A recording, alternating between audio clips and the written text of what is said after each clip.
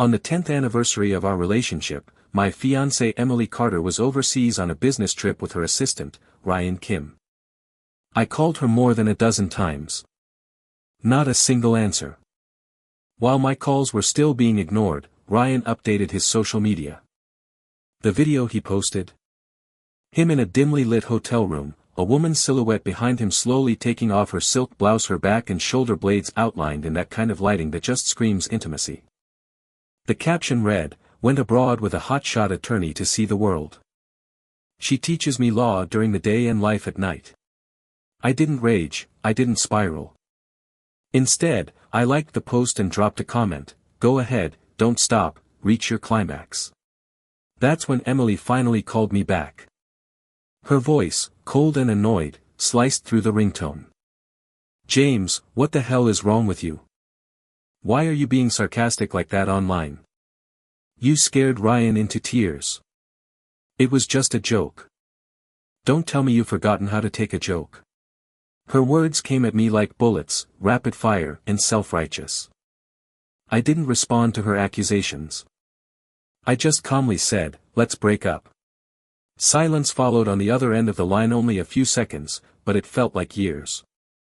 Then her voice softened, clearly trying to pivot. "You're overreacting because of a stupid prank video. James, this is the third time you've brought up breaking up in the last 6 months. Aren't you afraid I'll say yes one day?" She sighed like she was the one who was hurt. "I know you're insecure. You're almost 30, and your career hasn't exactly skyrocketed. I get idiocy scared I'll fall for someone better. But come on, I've never thought that way. I've always been loyal. Do I really seem like that kind of person to you? Just tell me what you want from me. When I get back, I'll make it official. We can get married over the holidays. That should be enough, right?" I didn't say another word. I just hung up. From age 19 to 29, we'd been through everything: young love, hardship, poverty, dreams built together from scratch. Now she was a partner at a top law firm, celebrated and admired. Everyone said I was lucky to have bagged a rising star, and Emily herself had convinced herself that every time I mentioned breaking up, I was bluffing. That I was playing hardball just to push her toward marriage. What she never knew was that every time I said it, I meant it. She thought I was still trying to win her. But the truth? I was done trying. I'd already lined up a new job, a new country, a new life. All I was waiting for was her return so I could end things properly. 10 years isn't something you just walk away from with a text or a voicemail. If this was going to be the final chapter, I wanted it to be loud, clear, and unforgettable. When Emily came home, she looked tired. She dropped her suitcase at the door and collapsed onto the couch. Her voice was raspy and hoarse. "James, my stomach's acting up again. Did you make the soup?" That stomach problem, yeah, I knew it well. I'd spent years perfecting a homemade recipe that worked better than medicine. If this had been before, I would have rushed to her, helped her get comfy, and brought out a pot of freshly made soup like a loyal retriever. But that version of me had died the moment I saw that video online. I didn't even look up from my laptop. Emily hesitated, then pulled a small box from her bag. "Here," she said. "Your anniversary gift. Open it." I didn't move. She opened the box for me, pulling out a luxury watch with a flashy modern design. Not a ring. Not something personal. Just a generic expensive item. She looked annoyed that I wasn't reacting. "Try it on, it looks good, right?" I finally glanced at it. "Did you choose this?" A flicker of guilt crossed her face. "Ryan picked it out. He said engagement rings need to be custom-made in advance, and a watch shows a man's style better. You know, I don't really get men's stuff." I stretched out my left arm, palm up. "Then put it on me." She hesitated, picked up the watch, moved toward me and froze. Her eyes locked onto the scar on my wrist, old and ugly, the bone slightly misshapen. She had forgotten. That I can't wear watches. That I got this injury saving her. That during a car accident years ago, I threw myself over her, took the full impact, shattered my wrist, and never fully recovered. We were broke back then, owing months of rent, living in a tiny basement studio. I used the compensation money from the accident to pay off our debts and buy her a decent suit for interviews. I never got proper treatment. She didn't even realize how bad it was until I started waking up in cold sweats from the pain. I'd wrapped my wrist in gauze and plaster from a cheap local clinic because we couldn't afford a real hospital. That night, when she finally saw the damage, we sat on the cold floor, crying in each other's arms. She swore she'd never forget, that she'd love me forever. Turns out, forever, in her dictionary lasted less than a decade. Just as I was reliving that memory, the password lock at the door beeped and opened. Ryan Kim tiptoed inside, clearly not expecting to see me. "Oh, hey. James. I didn't know you were here. Sorry to interrupt." He had a laptop bag in one hand, sheepish smile on his face. "Emily left her computer in my car. I thought she just got back and might need it." He glanced at her. Didn't want to ring the bell in case she was napping. I stared at him blankly. "You remember the door code that clearly? This isn't your first time letting yourself in, is it?" His eyes widened slightly, and he started to stammer. "She gave it to me last week when I helped her pull files for the client meeting. Look, I know you don't like me, but there's nothing shady going on. I'm just her assistant, man." I chuckled coldly. "Oh really? Then how about the time you brought her meds in the middle of the night? Or changed a light bulb at 1 a.m.? Or maybe that video you posted of her taking off her shirt while you moaned about being taught how to be a man at night? Still just assisting." His face turned red, his voice trembling as he looked at Emily for backup. "Emily, I swear I didn't mean anything by it. I just care about you. You've been overworked. I didn't want you to wake up alone." She sighed and patted him on the back like he was a child. "James, do you really have to go this far?" He meant well. I told him to be more careful. "Ryan, apologize to James, okay?" He mumbled something about not doing anything wrong, eyes still moist with emotion. "I just feel bad for her. She works too hard, she drinks too much, she forgets to rest. That's all." That's when I snapped. "Get your phone out," I said, standing up. "You broke into this house. You're not on the lease. That's a crime. Your hotshot lawyer boss didn't teach you that." Emily stormed over and snatched the phone from my hand. "Don't be ridiculous, James. This house is in my name. If I want him here, he's allowed to be here. What kind of lawyer are you? You don't even know that." My entire body went cold. She and I were both lawyers. We went to the same law school. She used to chase me around campus just to beat me in mock trials. And now she was calling me manurant. A lunatic. Just to protect a boy toy. I stood up, grabbed my coat, and gave them both one last look. "You're right. This is your house. I'm the one who needs to leave." Ryan reached out as I passed him. "Come on, man. Don't be like this. If you leave, she'll feel bad. She'll cry. Please." I shoved his hand away, harder than I meant to. He staggered and hit the wall. Emily yelled my name. Ryan groaned behind me. I didn't look back. I just walked out the door and let it slam shut behind me. In the underground parking garage, Emily's Maserati and my Porsche were parked side by side like two relics of a relationship already buried. I glanced at the passenger seat of her car and saw a navy blue neck pillow plush, new, and resting beside a cartoonish basketball keychain. A reserved seat for her favorite assistant, no doubt. I remembered when she first bought that car back when she just made junior partner.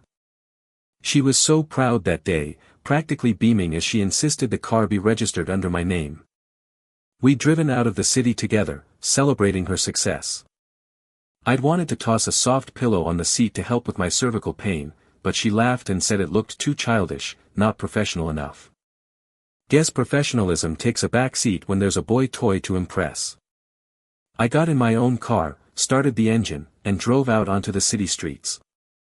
That's when it hit me. His city, this enormous, bustling metropolis, suddenly felt foreign, empty. I had nowhere to go. My hometown was a small mountain city over 1,000 miles away, and I hadn't been back in years. I'd cut ties to everything: friends, family, roots, all for Emily. All for the life we were supposed to build together. When she had her miscarriage 3 years ago, I quit my job to care for her full-time. It was during the most critical phase of our law firm's development. We had no time, no money, no space for marriage or kids. Still, I'd believed in her. I chose her over everything. Now, sitting in my car, staring blankly at the streetlights, my hand reflexively went to my wrist, the same one I shattered in that accident years ago when I threw myself between her and an oncoming car. A scar I'll carry forever. I couldn't help but think, do I regret it? Do I regret holding her hand so tightly at 19 and refusing to let go, even when it meant bleeding all the way to the end? A notification popped up on my phone. It was a message from Emily. I told Ryan to back off. I've changed the house code. Something like that will never happen again. I've never cheated on you, and Ryan's not that kind of person. You don't need to do this. He cried a lot and said he feels guilty. Also, I transferred $5,200 to your account. You've been in a bad mood lately. Go travel. When I'm done with work, we'll set the wedding date. Now you can finally relax. Her tone was arrogant, like she was throwing me a bone. As if marrying her was the grand prize I'd been waiting for. I didn't reply. I didn't collect the money. Instead, I laughed bitterly as I remembered something from a party a few weeks back. I'd stepped away for a moment, and when I came back, I overheard someone asking her about the lakeside villa she'd just purchased. "Damn, you're killing it," one friend said. "Successful, beautiful, and got yourself a loyal fiancé. Total boss lady." Another guy chimed in, "To be honest, with Emily's status, it wouldn't be weird for her to upgrade to a younger guy. She's got options." Emily laughed and said, "It's been 10 years. James stuck by me through hell. If I don't marry him, I'd be a total jerk." She said it like I was a charity case. Like she was marrying me out of guilt. Not love. Not passion. Just duty. I didn't respond to that message either. But not long after, another one came in. It was from Olivia Lee, my former college senior. "James, you promised to help me with the Australian branch. You're not bailing, are you? I just saw Emily posting in the alumni group asking about wedding vendors. Are you still getting married? You okay with us living apart in different countries?" I smiled faintly and typed back, "I broke up with her. And when have I ever broken a promise? My visa's already approved." Olivia replied instantly, "Then get ready. When you land, it's all war." For the next few days, I prepared to leave the country. Emily barely texted, only sent one brief message saying she needed space. Meanwhile, Ryan Kim basically lived online. Every day he updated his feed with something ridiculous. One photo had him grinning across from Emily at a 5-star restaurant with the caption, "A Michelin dinner with my boss. We're back to good vibes." Another post showed him holding an umbrella over Emily in the rain, "Wish I could bring her home, but I don't have a cat that can do backflips." Whatever the hell that meant. In his eyes, her smallest gestures were signals of love. What he didn't realize was those little things: booking a massage, buying the right medicine, covering someone in a blanket at night were the same things she used to do for me. He wasn't special. He was just getting the leftover reflexes of a love that had expired. The day before I was set to leave, Ryan called me out of nowhere. His voice was unusually calm. "Emily got into a car accident. She asked for you. I texted you the hospital address. You can decide if you want to come." I thought about ignoring it. But I still went. When I got to the hospital and pushed open the door to the room, I saw Ryan stepping out of the bathroom, drying his hands. His expression was smug, like he'd just marked territory. I noticed a few tissues on the floor, the air thick with a familiar scent, cheap floral body wash, and something else. Something bitter. Ryan caught my eye and tilted his head mockingly. "What's wrong, James?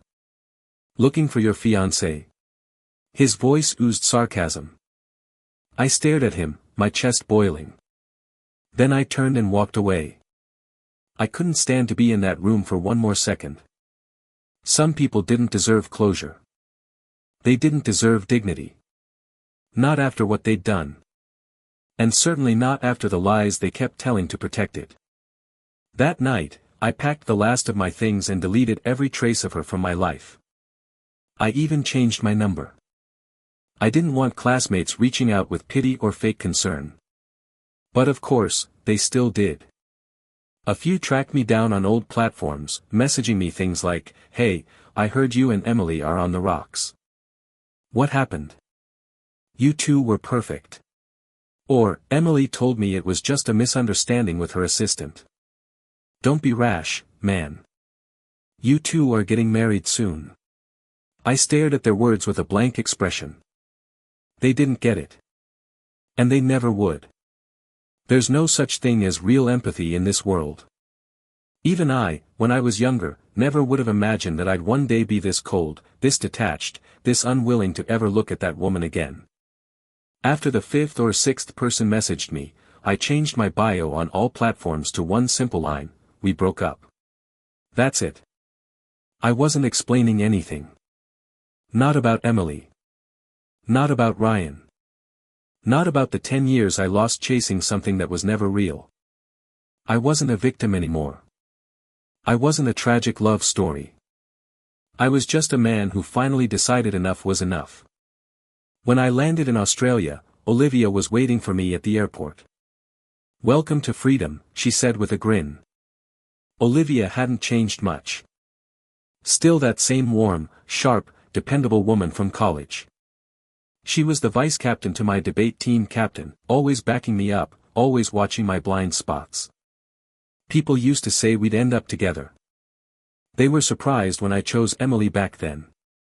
One senior even pulled me aside and said, "Olivia is steady, kind, and smart. She's the one you build a life with.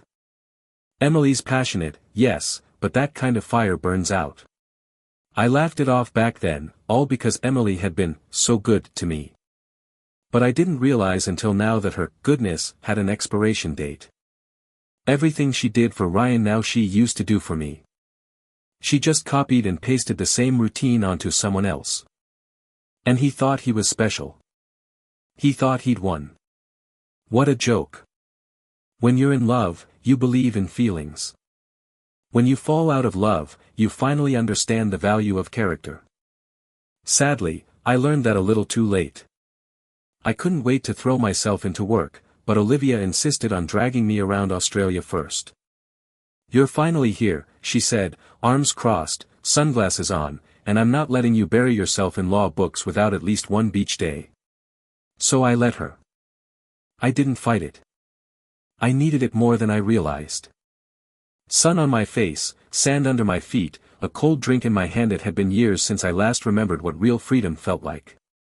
We laughed like we were back in college again, no responsibilities, no pressure, no lies. It was strange, really. Before Emily, I was always the extroverted type, loud, charismatic, always surrounded by people. But over the years, I changed. Or rather, I'd been reshaped. Slowly, Emily had chipped away at the parts of me she didn't like, until I was someone quieter, more careful, more detached. Not because she told me to, but because I could feel her judgment every time I stepped outside her carefully crafted world. Her insecurities had become my prison, and I didn't even realize the door had been open the whole time. Olivia snapped a picture of us at a beach bar and grinned. "Mind if I post it?" I shrugged. "Go ahead." "Why not?" She raised an eyebrow. "You sure?" "The last thing I want is to stir drama." "It's fine," I said. I'm not the one who should be ashamed. That night, she posted it just a casual photo of two old friends smiling by the water, and less than 24 hours later, Emily Carter showed up at my apartment in Sydney. She was leaning on a single crutch, her face pale, hair messy, dark circles under her eyes. All the elegance she usually carried herself with was gone. When I saw her, my stomach twisted, not with sympathy but with revulsion. Olivia had just dropped me off, and when she saw Emily standing by the gate, she asked, "Want me to stay?" I gave her a small shake of the head. "Nah. I've got it." She left without a word. Emily tried to act calm, but her eyes gave her away. "James," she said coldly, "how long have you been in contact with Olivia? Were you planning this breakup the whole time?" I laughed, really laughed this time. "Emily, I'm not you. Don't project your cheating habits onto me." She winced at that, but recovered quickly. "If it's about Ryan," she said slowly, "I can fire him. I swear, I never touched him." I raised an eyebrow. "It doesn't count as touching when it's just your hands, right?" Her expression cracked. She staggered for a second, then stammered, You're believing his lies?" I smiled coldly. "I don't need to believe anything. I saw it myself. I was there, remember? The hospital room. The smell. The tissues. The look on your face. You think I can't put two and two together?" She stepped closer, her voice trembling. "James, don't go. I know I messed up, but it didn't mean anything. I didn't sleep with him. It was just a moment of weakness." I took a step back. "Save it. I'm not here for the excuses. I'm tired. I've had a long day.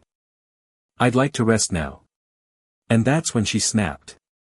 She threw her crutch to the ground, lunged forward, and wrapped her arms around me. "Don't go. I'll make it right. I'll fix everything. Let's just get married. I'll make it up to you and the baby." That stopped me cold. "The baby?" I asked. Her eyes widened. "Yes.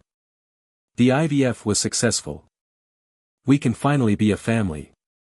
Don't throw this away. Don't throw us away." I stared at her, a million thoughts crashing into each other in my head. I'd wanted to tell her about the pregnancy that day, the day I called her over and over again. But she ignored me. She was too busy with Ryan and his goddamn videos. I took a deep breath, and when I spoke, my voice shook. "I already contacted the agency. The embryo's gone. I cancelled everything after I left the hospital." Her face crumbled, like someone had sucked all the air out of her lungs. You killed our baby. You killed it," I said quietly. "With your choices.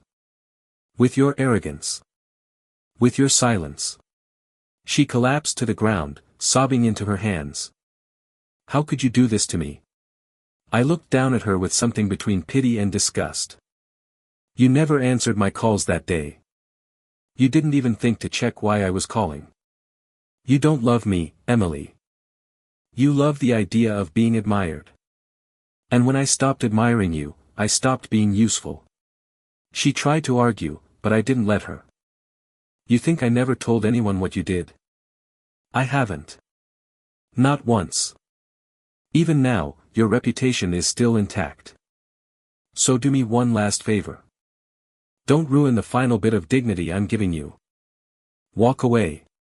She didn't move. She just cried harder. I left her there, on the floor, alone. Back inside, I poured myself a drink, closed the curtains, and turned off my phone. I had a long list of clients to contact in the morning. This was the beginning of my new life, and I was going to make damn sure the past didn't follow me into it. The next few weeks flew by.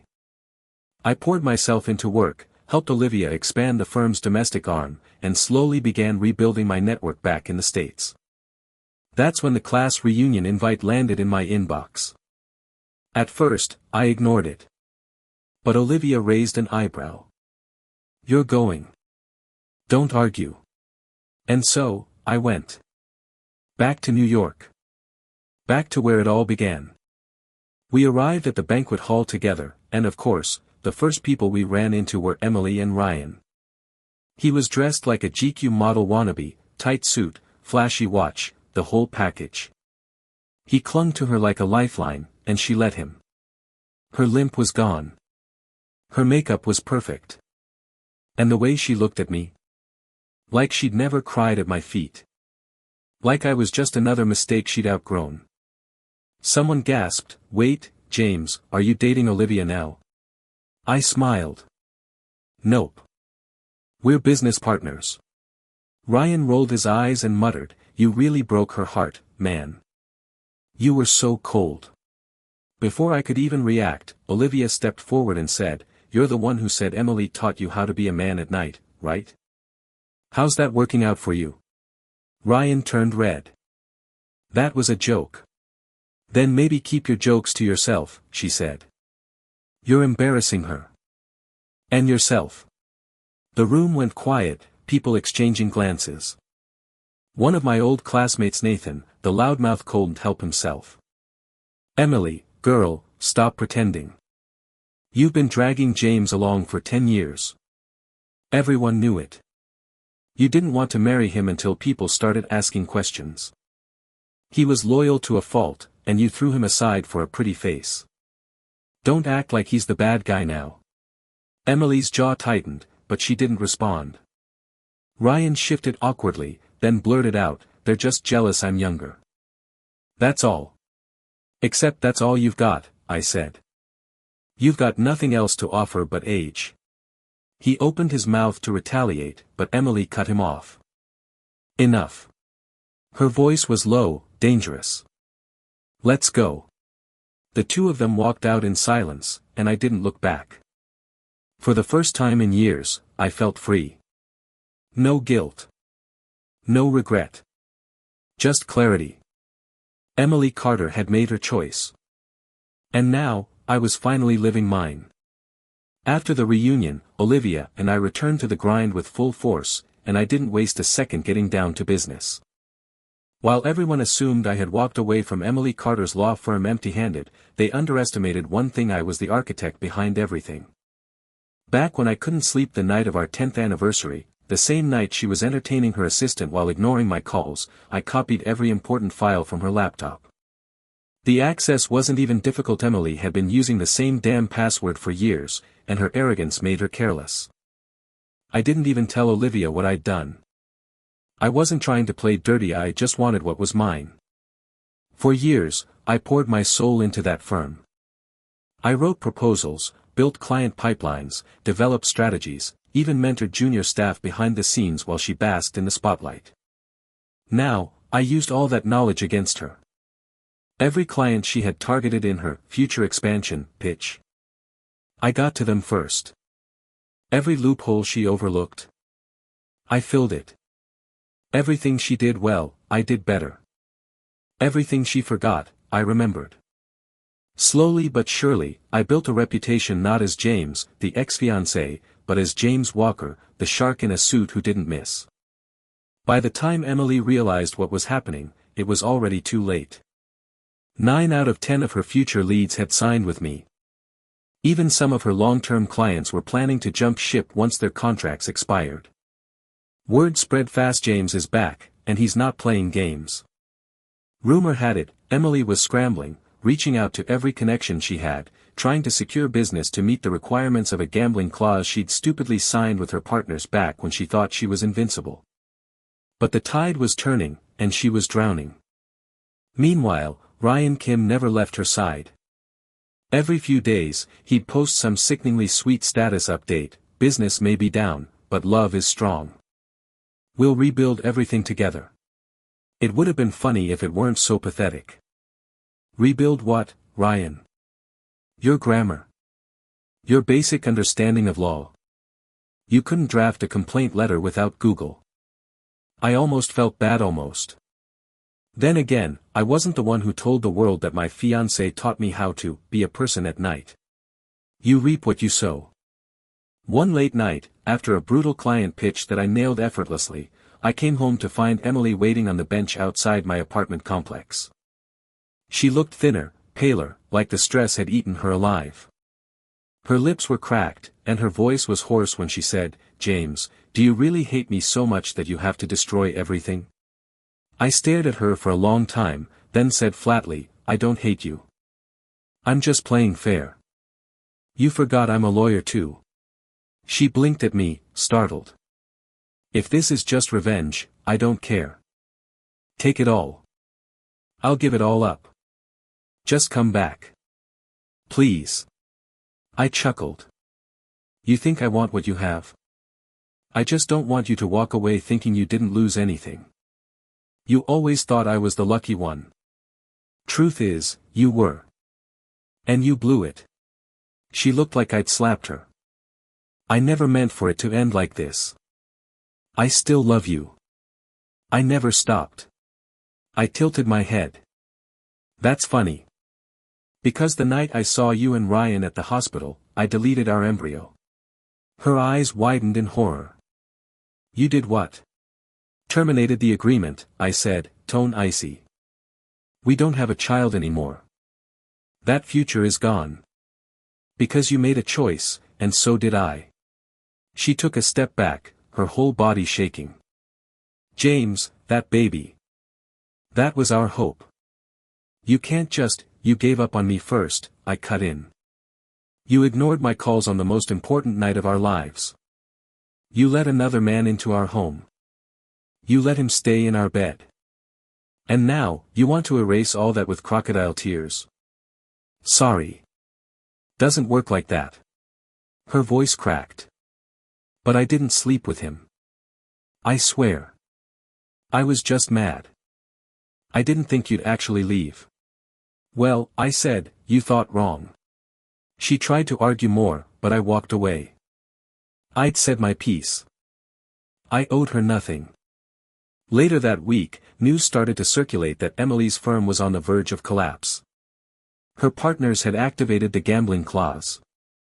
She had to reach a certain revenue milestone or pay an outrageous penalty. It was the kind of clause you only sign when you're drunk on success and high off your own ego. I knew because I warned her not to sign it 2 years ago. But she didn't listen. She never did. She thought she was untouchable. Turns out, no one is. Olivia and I were thriving. Our reputation was growing, our client base expanding, and our partnership felt effortless. People started to notice. At meetings, other firms would joke about how we were the new power duo. Some even called us the firm of the future. Emily couldn't stand it. And Ryan? That idiot was still clinging to her like a leech, now even calling himself co-founder in some of their desperate marketing campaigns. I didn't need to say a word. The market spoke for me.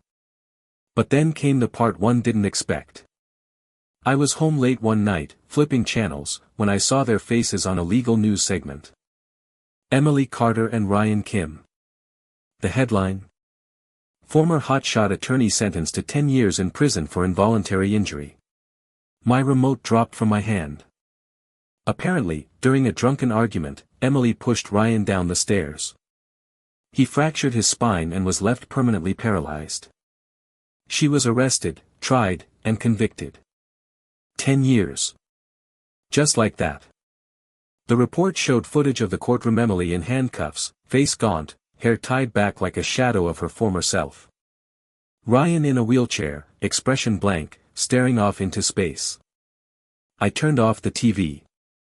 I didn't feel joy. I didn't feel pity. I didn't feel anything. That part of my life had already been incinerated. And this? This was just ash. A few months later, while I was at a client event, my mom flew in to help me during my busy season. She stayed at my place, helped organize files, cooked, and made sure I didn't drown in deadlines. One afternoon, I came home exhausted and collapsed on the couch. From behind the curtain, I heard a soft, raspy voice. "Our son would have been kind. I know it. My mother didn't say anything. She just tucked a blanket around me inside. I opened my eyes and whispered, he deserved better. And he did. We both did. After everything that happened, the downfall, the scandal, the silence, I thought I'd heard the last of Emily Carter. But the internet never forgets, and people never stop talking, especially when the story is this juicy. Her name became a cautionary tale in legal circles, whispered during networking events and dissected on niche law podcasts like some tragic case study. Olivia and I stayed busy, our firm growing at a pace that surprised even us. Every contract we won, every client we poached from her old firm, felt less like revenge and more like balance being restored. It wasn't personal anymore. It was just the natural outcome of years of being underestimated. But just as the dust was settling, one morning over black coffee and a tablet full of client notes, I got a private message request from a familiar name, one of our old classmates. James, I don't mean to stir things up, but you might want to check this out. Attached was a blurry screenshot from a gossip forum. The headline, Emily Carter's ex-fiancée now dating Olivia Lee. Source claims it's a seamless transition. I stared at it for a good 10 seconds before I laughed out loud. Seamless transition, huh? As if I just traded one woman for another like a lease renewal. Olivia, who was across the room on a Zoom call, noticed me laughing and raised an eyebrow. I showed her the screen when her meeting ended. She snorted. So now I'm the rebound girl. Guess we're official now, I joked. She rolled her eyes. If I'm going to be part of your public narrative, at least get me a proper dinner first. I nodded. Deal. But the rumors didn't stop there. They started digging up old photos, twisting timelines, writing blog posts speculating that I'd been planning to leave Emily for Olivia all along. The irony would have been hilarious if it weren't so absurd. The same people who called me a loser when Emily was shining were now the ones whispering that I'd played the long game to end up with someone like Olivia. The truth? I wasn't playing games at all. I just finally learned how to stop losing. A few weeks later, Olivia and I were invited to speak at a legal innovation conference in Chicago.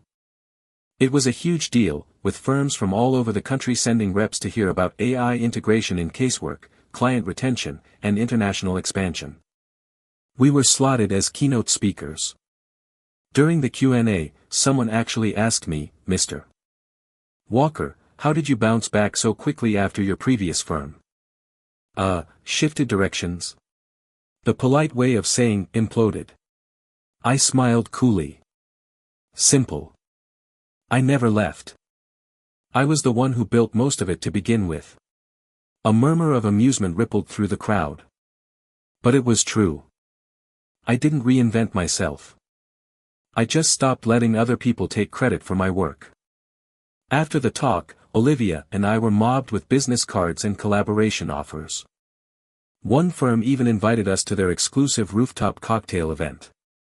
As we mingled beneath string lights and skyline views, someone nudged me and whispered, "Hey, you know she's here, right?" I turned, and sure enough, there she was. Emily Carter. Out of prison early, apparently on probation. She looked thinner, paler, more brittle than I remembered. Her eyes didn't shine with ambition anymore, they looked hollow, like glass left too long in the sun. She was standing alone by the edge of the rooftop, clutching a drink she wasn't sipping. Ryan Kim was nowhere in sight. I felt Olivia's hand lightly touch my arm. "Want me to run interference?" "No," I said. "I've got this." I walked over slowly. Emily spotted me and straightened up. "James," she said, voice barely above a whisper. "Didn't expect to see you here." "Same," I replied. "Didn't realize ex-felons got invited to legal conferences."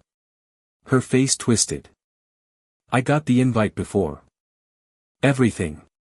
I nodded. "So, how's life?" "Hard," she admitted, eyes flicking away.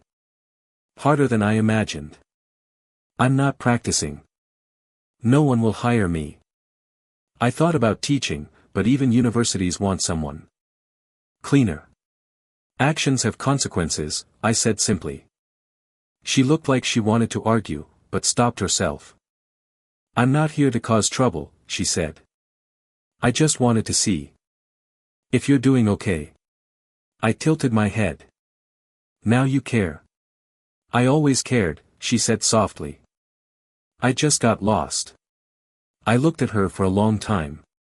This was the same woman who once made me soup when I was sick, who sat on the floor with me in a freezing apartment and cried because we couldn't afford rent. But that woman had disappeared a long time ago, buried under ambition, ego, and insecurity. Now, this version of her broken, humble, maybe even sincere stood in front of me, hoping for something I couldn't give. "Emily," I said gently, "we can't rewrite what happened. I don't hate you. But I don't miss you, either." Her eyes glistened. "You really don't feel anything?" "I feel closure," I said. "And that's enough." I turned and walked away without waiting for a reply. Back at Olivia's side, I clinked my glass against hers. She looked at me. "You okay?" "Yeah," I said. "For the first time in years, I really am." Later that night, while we were packing up in our hotel suite, Olivia said something that caught me off guard. "You know, if you ever do want to start again, properly, without ghosts, just say the word." I looked at her. At the woman who never judged me, never tried to change me, never made me feel like I had to prove my worth just to stand beside her. And for the first time in what felt like forever, I said, "I think I already did." She smiled. No more words were needed. The past was over. The war was over. I didn't win because I destroyed someone. I won because I survived, because I rebuilt, because I learned. And most of all, because I finally chose myself. Time passed faster than I expected, not because life got easier, but because I finally stopped looking backward. Every morning felt lighter, even the hard ones. Olivia and I kept building the firm, traveling between New York and Sydney, closing deals, mentoring young lawyers who reminded me of who I used to be before I buried myself in someone else's shadow. Sometimes at night, I'd sit by the window, whiskey in hand, thinking about how different things might have turned out if I had walked away sooner. Maybe I wouldn't have those scars on my wrist. Maybe I wouldn't have spent 10 years convincing someone to love me the same way I loved them. But then I remember, those mistakes shaped me. Those heartbreaks carved out the man I am now. And now, I don't beg for affection. I don't perform for approval. I simply exist, and the right people stay. One random afternoon, while cleaning out some old boxes from storage, I found a photo tucked in a stack of legal notice, a candid shot from college, under the crabapple tree on campus. Emily had her head on my shoulder, and I had my arm lazily around her waist. We were smiling like the world hadn't touched us yet. For a second, it stung. Not because I missed her, but because I remembered how real that moment once felt. But real doesn't always mean forever. I tucked the photo away in a drawer, not out of nostalgia, but out of respect. That version of her was gone. That version of me was too. About 6 months after the conference in Chicago, I received a letter, yes, an actual handwritten letter forwarded to the office from an unknown sender. It was from Ryan Kim. I almost didn't open it, but curiosity got the better of me. The handwriting was shaky, the ink slightly smudged, and the content desperate. "James, I know you don't owe me anything, but I wanted to write this while I still have the ability to hold a pen. I'm in a rehab facility now. My condition has stabilized, but they say I'll never walk again. I think about that night every day. Emily hasn't visited once. Her family cut ties. Her name's blacklisted in most cities. I guess we both lost. But I lost more. I just want to say I was never trying to steal your life. I just didn't realize I was stepping into a war I wasn't built to fight. I hope you found peace." I never did. I folded the letter and tossed it into the drawer with the old photo. I wasn't mad. I wasn't vindicated. I just felt nothing. He was right, wasn't equipped for that kind of storm. Emily had weaponized affection, dressed it up in professionalism, and let him believe he mattered. But he was just another mirror, just like I was. The difference was, I smashed mine and walked away. He stayed and got cut on the shards. A few weeks later, while visiting my parents in Boulder, I finally told them everything. The truth. The car accident, the IVF, the hospital, the breakup.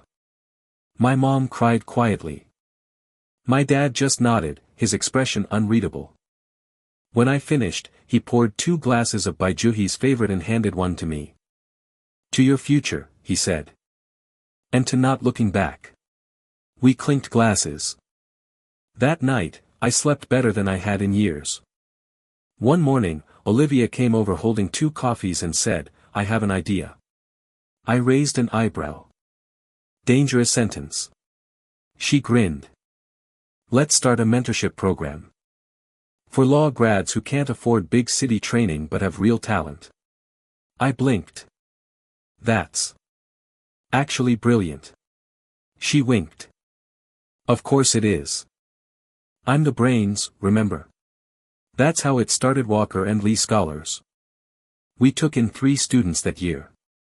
By the end of the first month, they were calling us the cool law firm and tagging us in their social posts with legal legends. For the first time, I wasn't just building something for survival. I was building something that could last beyond me. One night, Olivia and I were having dinner on the rooftop of a quiet little restaurant in Brooklyn. The city lights glittered in the distance. She looked at me and said, you know. You're not who I thought you'd be when you first landed in Australia. I raised an eyebrow. Worse? She shook her head.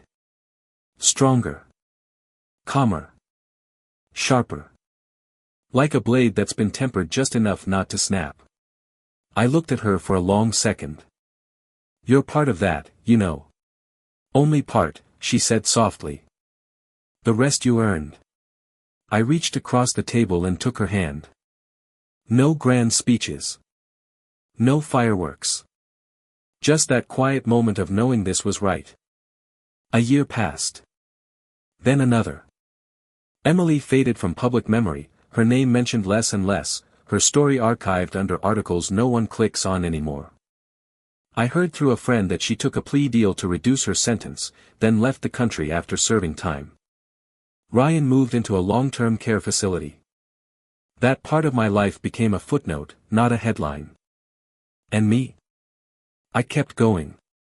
Not because I wanted to prove anything, but because I finally knew what I was capable of when no one was holding me back. Years later, during a casual dinner party with our firm's new hires, someone asked, Mr. Walker, what's one lesson you'd give your younger self? I didn't hesitate. Don't confuse time with value. Just because you gave someone 10 years doesn't mean they deserved even one. There was a pause. Then someone whispered, damn. That's deep. Maybe it was. Or maybe it was just truth. Either way, I slept well that night.